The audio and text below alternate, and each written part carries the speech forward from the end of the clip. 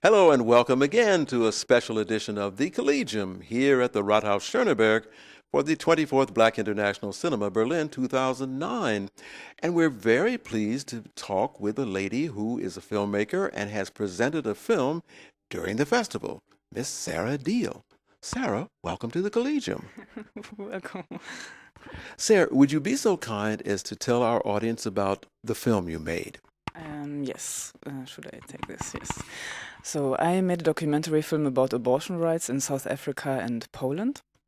And the reason why I compared those two countries was because they both changed their abortion laws around the same time, like in the 90s. This is, Poland illegalized abortion because of the more influence of the church after communism, while South Africa legalized abortion. Because after the apartheid, they wanted to scrutinize the healthcare system and other laws if they have maybe a discriminating effect on people, especially on poor people, on poor women, black women.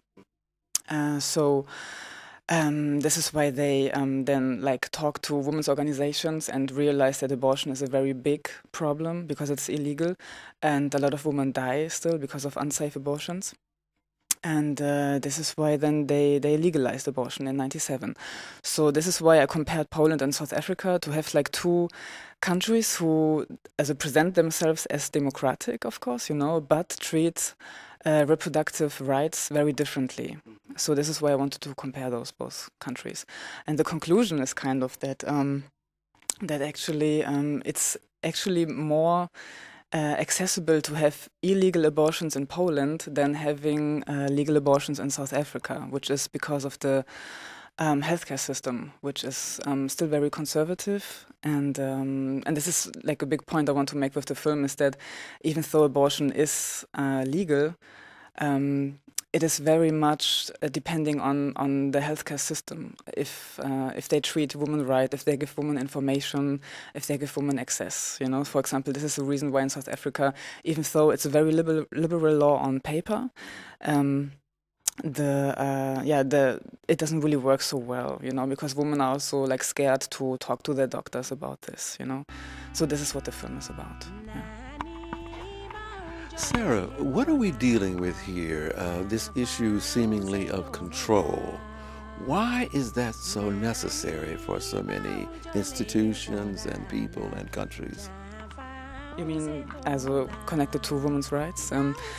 Well, I guess reproduction is something that a lot of states really want to still have control about, and of course the easiest access is through the female citizen, as I would say, I guess, of course, abortion or sexual rights, sexual education is totally connected to population politics, of course, but also to the whole situation, the whole position where women find themselves in, So, I guess a state still has a lot of interest in organizing family planning or family life around that.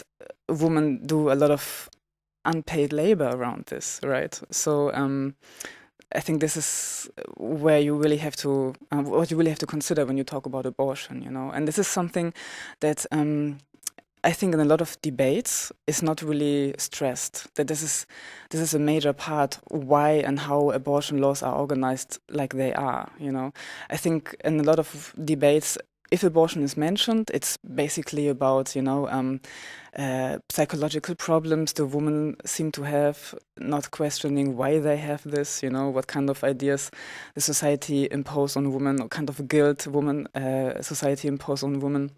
This is mostly what people talk about when they talk about abortion. And I think for me the much more interesting question is what does the state want with this law, and why or how do they how does the state try to represent itself as a moral institution who has claims on the citizens, and tries to discipline citizens also with their sexual life, There is an interesting situation that's developing in the United States with the fact that one of the justices on the Supreme Court will be resigning soon. And there's a big discussion in relationship to Roe versus Wade about who the next justice might be. And there's some consideration or thinking that perhaps it's a woman. What impact might that have? Of course, abortion is like a big issue in the election process in the USA. And Obama, fortunately, was very clear about that he is pro-choice. He also, for example, took back the gag rule, which had a very, very bad effect. The gag rule is like a policy that says that America doesn't give any funding to NGOs who give information or work in the field of abortion. Mm-hmm. And so, for example, a lot of African NGOs, family planning NGOs, didn't get any funding anymore, and couldn't do their work anymore, which had a really, really bad effect. Also caused even more unwanted pregnancy because they couldn't also do sexual education anymore. They couldn't do projects on contraception anymore, So, and Obama, fortunately, took this gag rule back. So that means that a lot of NGOs can get funding now, that is that's very necessary. So also Obama said that the next Supreme Court judge will probably be in favor of the law of Roe versus Wade. And I think this is very, very, very, very fortunate and very, very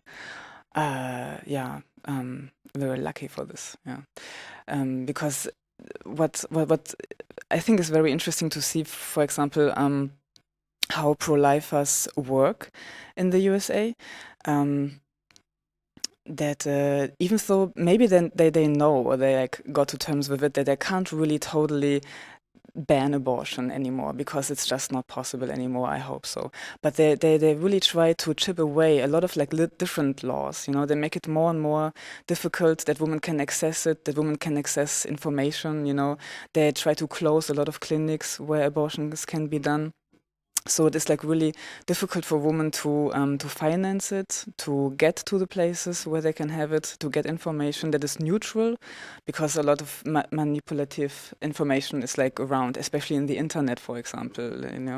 And I think this is. I hope that also Obama will, for example, improve also sexual education in this way, that also people can talk, even in schools, about unwanted pregnancy and about abortion, because I think it's all about education, Of course, abortion is not the only topic or not the solution. The solution is a very good sexual education.